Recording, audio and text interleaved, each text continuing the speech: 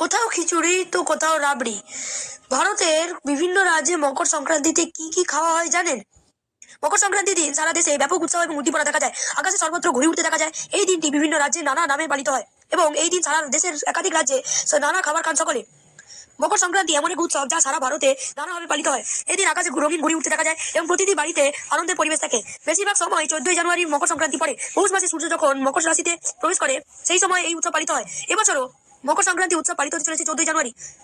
ভারতীয় সংস্কৃতির পাশাপাশি প্রকৃতির যোগও মকর সংক্রান্তির সঙ্গে রয়েছে। বলা হয় এই দিন থেকে শৈত্য প্রবাহ শেষ হয় এবং ধীরে ধীরে আবহাওয়া উষ্ণ হতে শুরু করে। জেনে যাক দেশের বিভিন্ন রাজ্যের মকর সংক্রান্তিতে কি কি খাওয়া হয়। উত্তরপ্রদেশে মকর সংক্রান্তি উৎসবে বেশ মাতামাতি দেখা যায়। এই দিন সেখানে খিচুড়ি, তিল এবং গুড়ের তৈরি জিনিস বেশি খাওয়া হয়।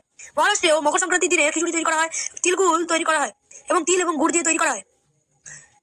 মকর সংক্রান্তির দিন গুজরাটে ব্যাপক উৎসব ও উদ্দীপনা দেখা যায়। এই দিনটিতে গুজরাটে উত্তরায়ণ হিসেবে পালিত হয়। সর্বত্র রঙিন ঘুড়ি উড়ে, এমনকি ঘুড়ি ওড়ানোর প্রতিযোগিতা হয়। তিলগুল ছাড়াও উন্দিও খাওয়ানো হয়, যা গুজরাটের একটি ঐতিহ্যবাহী খাবার। মকর সংক্রান্তিতে রাজস্থানে ব্যাপক উত্তেজনা দেখা যায়। এই দিন গজক ও তিলের লাড্ডু তৈরি করে বাড়িতে খাওয়া হয়। এই দিন দই ও চিড়ে খুব উৎসাহের সঙ্গে খাওয়া হয়। আকাশ ঘুড়িতে ছেয়ে যায়। এছাড়াও রাজস্থানী মিষ্টি ঘেবারও খাওয়া হয়।